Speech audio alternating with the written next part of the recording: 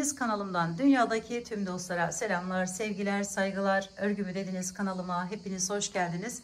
Bu videomda tığ işi olarak yapmış olduğum bu güzel bluz çalışmasının nasıl yapıldığını sizlere anlatmak ve paylaşmak istiyorum. Umarım sever ve beğenirsiniz arkadaşlarım. Beğeni ve yorumlarınızı videomun alt kısmında yapabilir.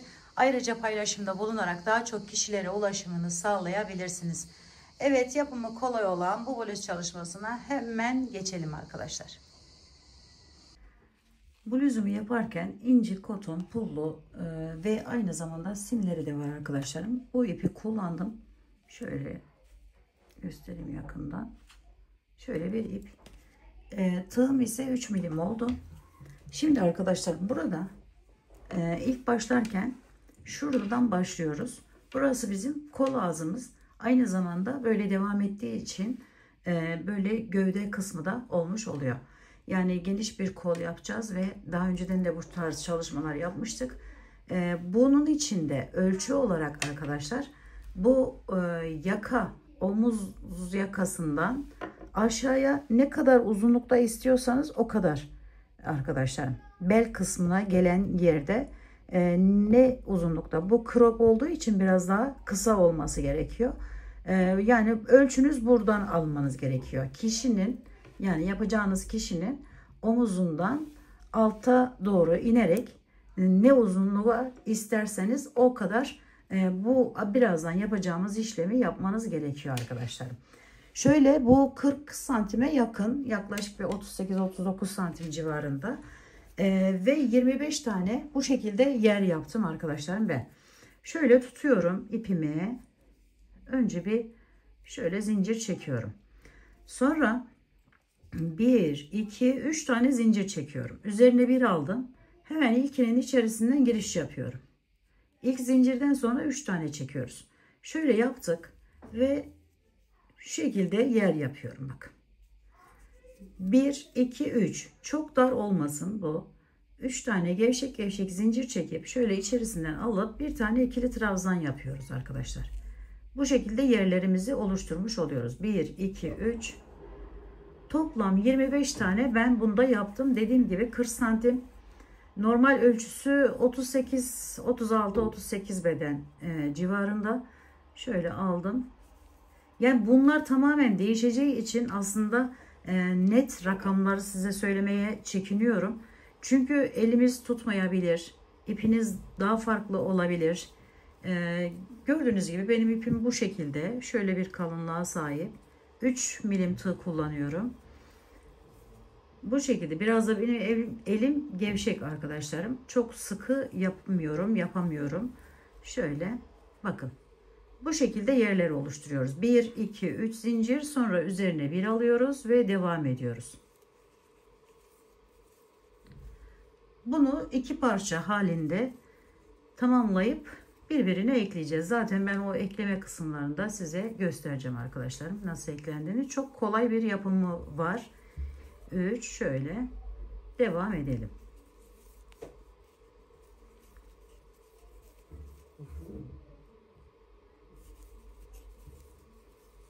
Bunu tamamladım.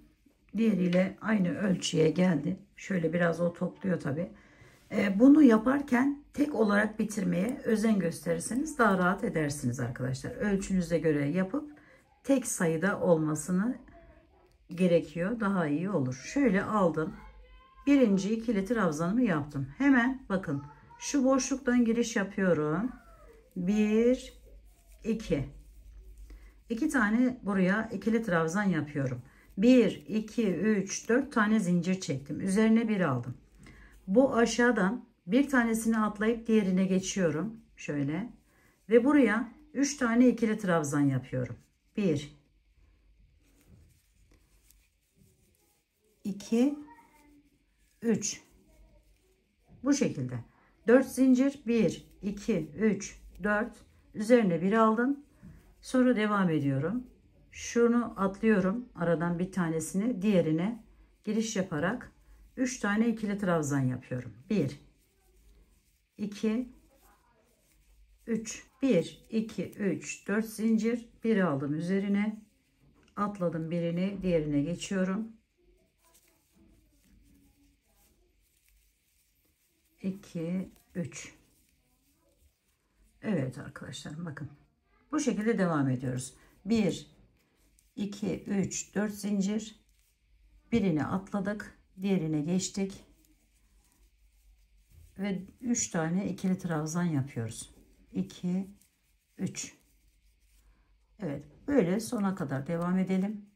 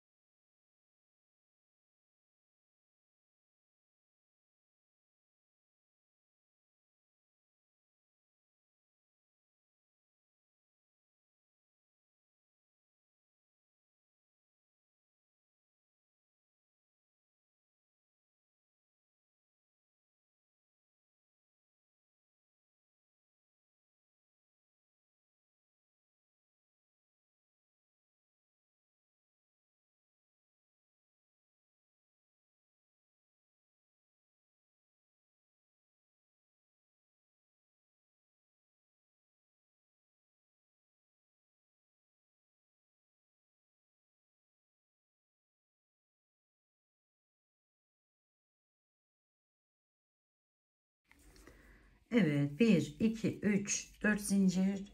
Birini atladık, sona geldik. Bakın buradan giriş yapıyorum. Yine buraya 1, 2, 3 tane ikili trabzanımı yapıyorum arkadaşlar. Şimdi çeviriyorum. Yine yükseldim bir miktar. Şu şekilde arkasından aldım. Buradan çektim. Ve bir tane buraya ikili trabzan boyutunda yer yaptım. Sonra arkadaşlarım bakın. Şu ortadaki, hemen yanında ortadaki yerden şu şekilde giriş yapıyorum. Bakın şöyle. Ve buraya kaydırarak bağlıyorum bunu. Sonra üzerine bir alıyorum. Bu 4 tane zincir çektiğim yere 7 tane ikili trabzan yapıyorum. 1, 2, 3, 4, 5, 6, 7. 7 tane ikili trabzan yaptım arkadaşlar. Şimdi geliyorum bu üçlünün ortasından bu şekilde giriş yapıyorum bakın.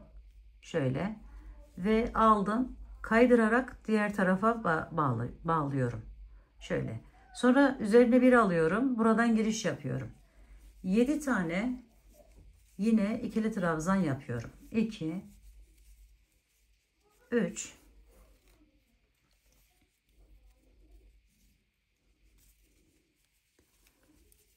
4, 5, 6, 7. Sonra ortadan giriş yaptık. Şu şekilde aldık, çektik ve kaydırma ile bağladık. Bir aldık üzerine. Hemen yanındaki boşluğa geçiyoruz. Yine 7 tane ikili trabzan yapıyoruz. 2, 3, 4, 5, 6 ve 7. Sonra geçtik ortaya. Aldık şu şekilde giriş yaptık. Kaydırarak bağladık. Tekrar devam ediyoruz 7 tane ikili trabzan ile.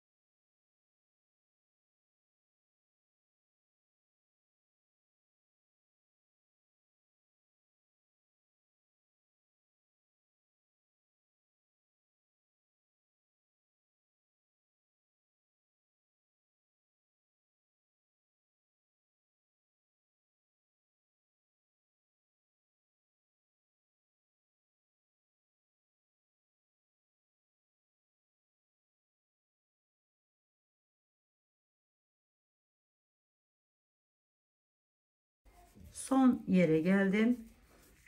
2, yine 3, 4, 5, 6, 7 tane yaptım arkadaşlar. Bu şekilde ortadakinden yine giriş yapıyorum.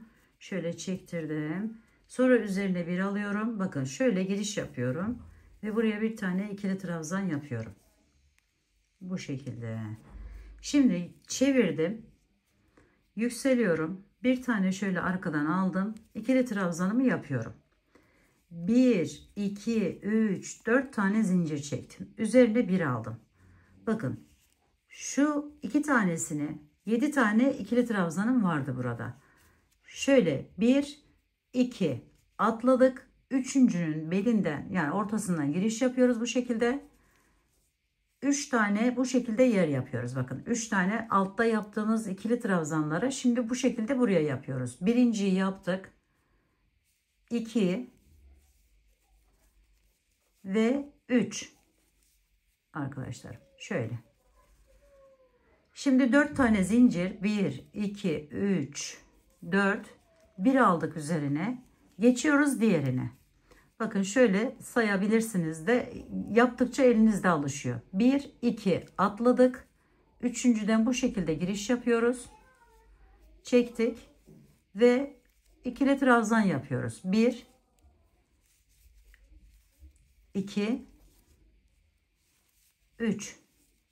Burada 3 boyutlu gibi görünmesini bu şekilde sağlamış oluyoruz arkadaşlarım. Bakın. Deniz dalgası gibi. Şimdi 4 tane zincir. 1, 2, 3, 4. Üzerine bir aldık. Geliyoruz. Şöyle 1, 2 atladık. Üçüncüden giriş yapıyoruz. 1, 2, 3. 3 tane ikili trabzan. 1, 2, 3, 4. Devam ediyoruz. Hepsini bu şekilde tamamlayarak diğer tarafa geçiyoruz.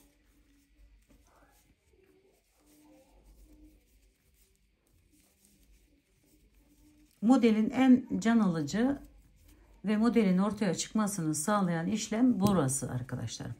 Şöyle bakın ikisini atladık. 3'ten giriş yaptık. Devam ediyoruz. Anlayan arkadaşlarım bu kısımları geçebilir. Şöyle devam ediyoruz.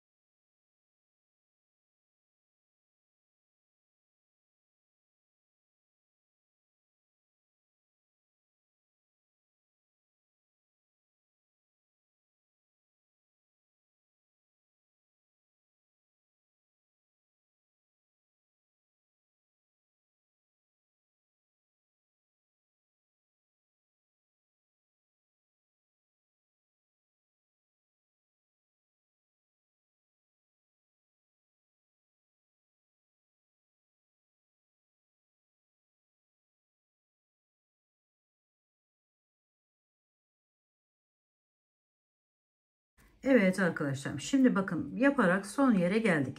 Buradan üzerine bir aldım. Buradan giriş yapıyorum. Bakın şöyle. Sonra buraya bir tane ikili trabzanımı yapıyorum. Bir tane zincir çekelim. Rahatlatalım elimizi. Sonra yine yükseliyorum. Şu şekilde arkadan aldım. Şimdi bununla birlikte 7 tane ikili trabzan yapmış olacağız. 2 oldu. 3, 4, 5, 6, son olarak 7. Şimdi 7 taneyi yaptık. Yine aynı. Bakın burada yaptığımız gibi. Bakın buradaydı. Buraya geçti. Böyle her defasında bunun üzerine bir sonraki sırada buraya yapmış olacağız. Şimdi bu üçlünün ortasından bu şekilde giriş yapıyorum. Çekiyorum şöyle. Kaydırarak bağlıyorum diğerine. Sonra üzerine bir alıyorum. Ve buraya yine 7 tane ikili trabzan yaparak devam ediyorum. 2, 3, 4, 5, 6 ve 7. Yine geçiyorum arkadaşlarım. Bu üçlünün olduğu yere şu şekilde giriş yaptım. Kaydırarak diğerinin içerisinden geçiriyorum. Üzerine bir aldım. Devam ediyorum. 7 tane ikili trabzan yaparak. 2, 3, 4, 5, 6, 7. Geldim üçlüye, kaydırarak devam ediyorum. Evet, bu şekilde de bu sırayı tamamlıyoruz. Bir sonraki sırada, yani arkadan gelirken yine bu 3 tane hepsini bu şekilde yapıyoruz. Kenarlarında da bakın bir dolu, böyle bir boş şeklinde devam ediyor. Ve bunu bir kolundan arkadaşlarım şöyle bir iki, yani kolun burası, bir sağdan başladık. Nerede istiyorsak kol yerini, yani şöyle bileğimizden göstereyim mesela. Şöyle şuradan olmasını istersek buradan diğer kolun aynı hizasına, yani buraya gelene kadar şöyle tuttuğunuz zaman ne uzunlukta isterseniz o boya getirmeniz gerekiyor bu parçayı. İki uzun dikdörtgen parça, eşit uzunlukta dikdörtgen parça elde edeceğiz ve daha sonra bunu birleştirip bir bluz haline getireceğiz arkadaşlar. Evet, şimdi bunu da burada gösterdiğim gibi, anlattığım gibi yaparak devam edelim arkadaşlar. Evet arkadaşlarım, her iki parçayı da bakın tamamladım. Şöyle yaklaşık 90 santim civarında böyle bir iki parça ördük. Bakın diğeri de burada. Şimdi bu ördüğümüz parçamız, şöyle getiriyorum bunu. Yapacağınız kişinin baş ölçüsü arkadaşlarım. Şöyle bakın, şurayı başlayacağız birleştirmeye devam ederek şöyle getireceğiz. Şurası şöyle eşit bir sayıda sayarak da yapalım tabi bunu. Şöyle 1 2 3, şuradan başlıyorum. 1 2 3 4 5 6 7 8 9. Buraya bir işaret koyuyorum 9'uncuya. Şöyle yapıp ekleyelim, şöyle bağlayalım.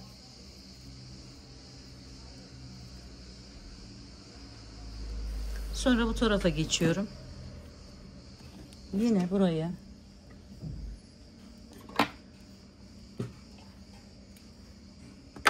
şöyle bakın. 1 2 3 4 5 6 7 8 9. Hemen geldim buraya. Tutuyorum.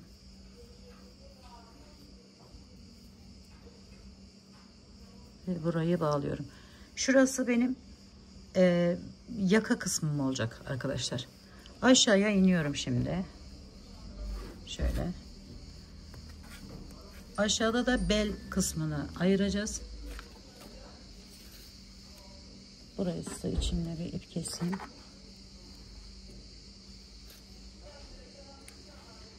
Şimdi birleştirme işlemini aynı şekilde aşağıya da uygulayacağız arkadaşlar. Şöyle tuttum. Burada bu sefer 5 tane sayıyorum. 1 2 3 4 5. Şöyle bakın. 1 2 3 4 5. Hemen karşılık gelen yeri burası. Şöyle de yapabiliyoruz.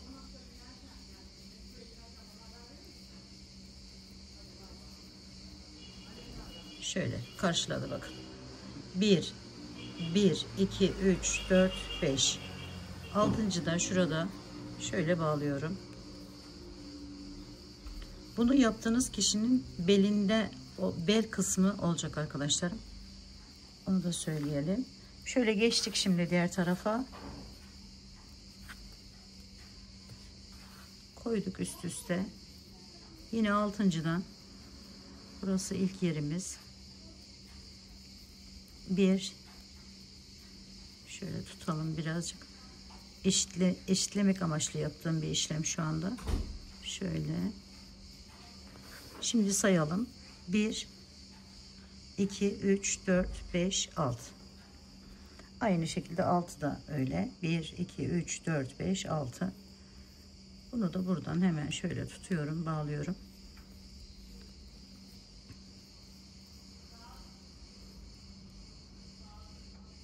Bunu sadece böyle göstermek amaçlı, yani yeni başlayan ve nasıl eklenmesi gerektiğini göstermek için bu şekilde yapacağım. Şimdi arkadaşlar buradan bakın, yerim burası, burada kaldım.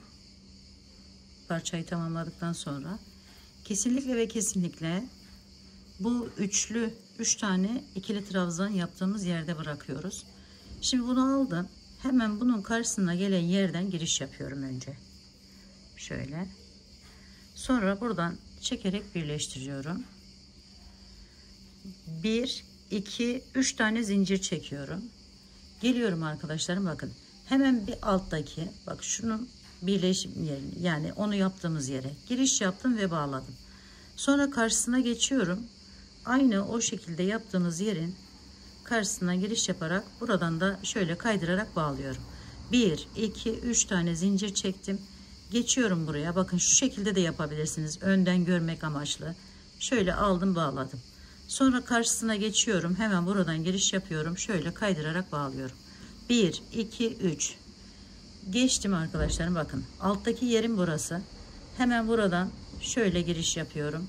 Aldım, çekiyorum. Bunu iğne yardımıyla birbirine dikerek de yapabilirsiniz arkadaşlar. Şöyle bağladım.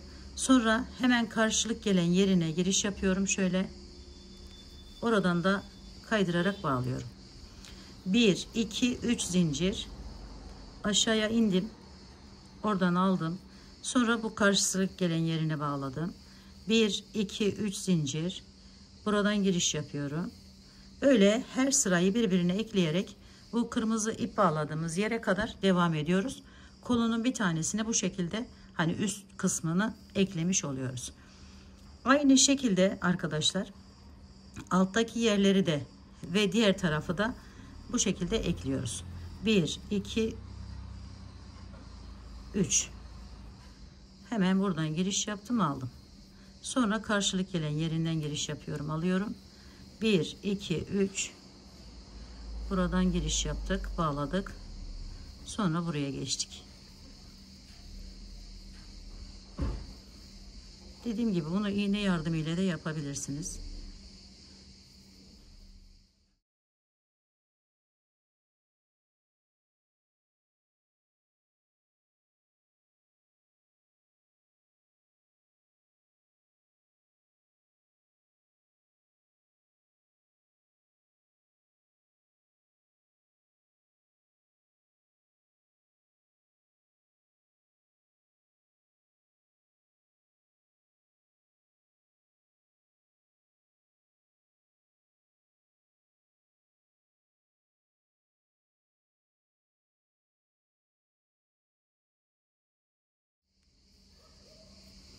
Bakın birleşimi de böyle gözüküyor. Hiç belli bile olmuyor diyebilirim. Şimdi yine devam ediyorum.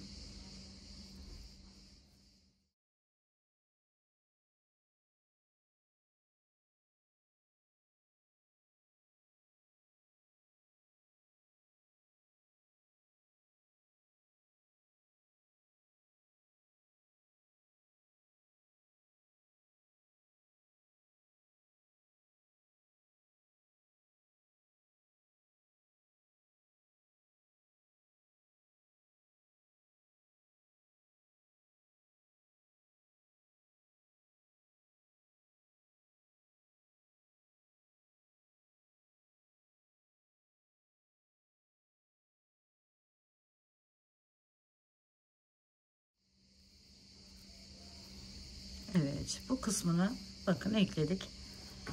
Şimdi ipimizi kesiyoruz. Diğer tarafı aynı şekilde kol ucundan yakaya doğru gelirseniz daha rahat edersiniz. Aynı şekilde bakın şöyle başlıyorum. Girişimi yaptım. Karşısındakini de alıyorum. Yine o kırmızı ipe kadar buradan devam ediyorum. 1 2 3 hemen buradan aldım. Buradan da alıyorum ve bağlıyorum. Sonra karşılık gelen yerine geçtim. Orayı bağladım. 1 2 3 şöyle girişimi yapıyorum.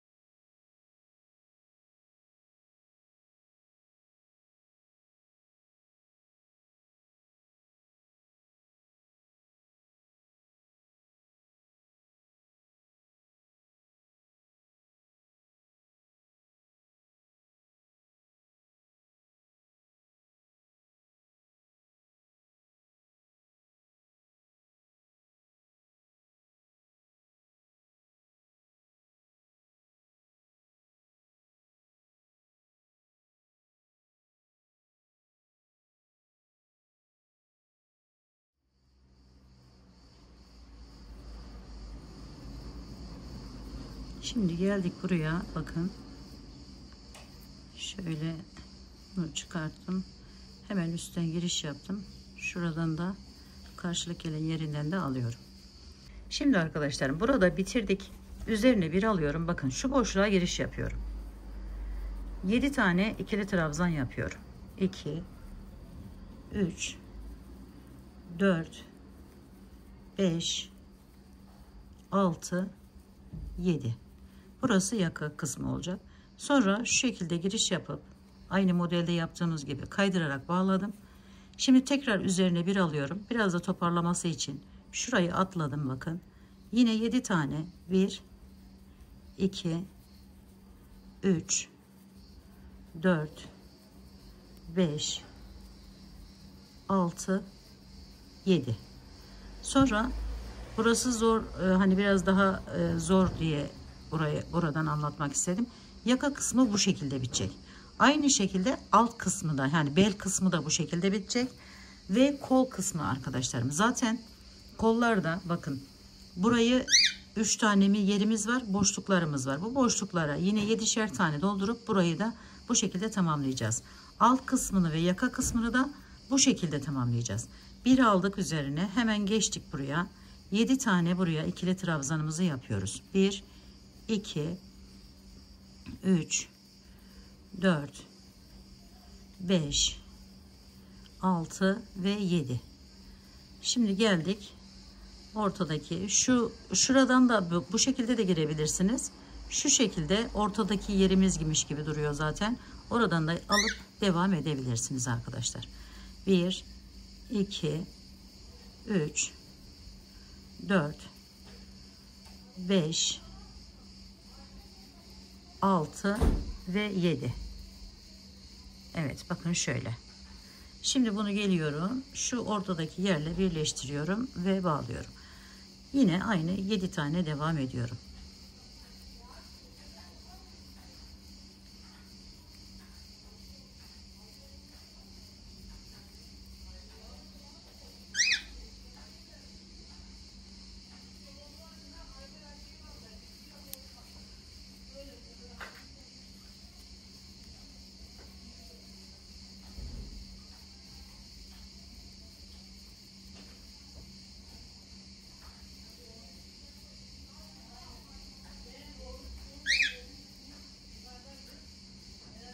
Şimdi birleşim yerine geldiğimizde şöyle yapabiliriz. Hemen kaydırarak bağladık. Şimdi devam edelim. 7 tane buraya geçerek ikili trabzanlarımızı yapıyoruz.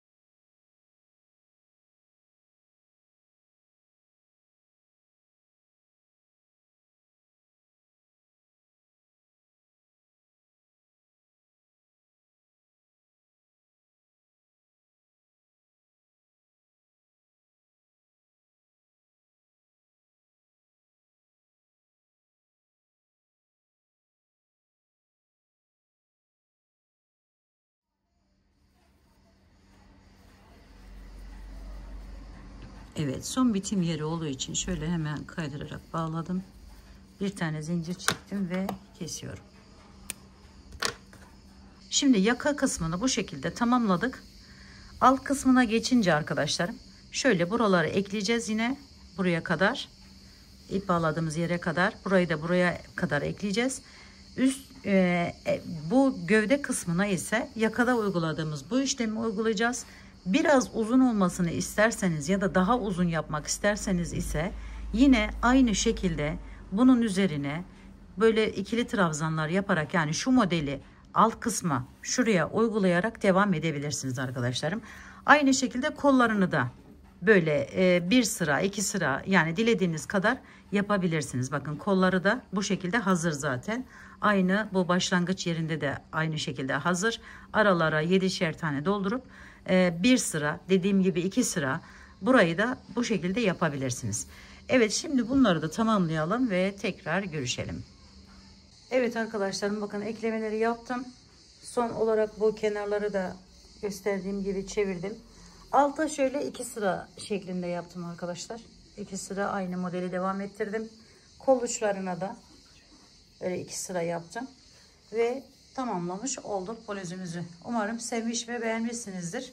Yapacak olan arkadaşlarıma şimdiden kolaylıklar diliyorum. Örgümü dediğiniz kanalıma abone olmayı, beğenmeyi, yorum yapmayı, paylaşımda bulunmayı unutmazsanız çok mutlu olurum. Bir dahaki en farklı, en değişik örgü model, teknik ve tasarımlarında görüşmek üzere. Hoşça kalın, sağlıkla kalın, Allah'a emanet olun arkadaşlar.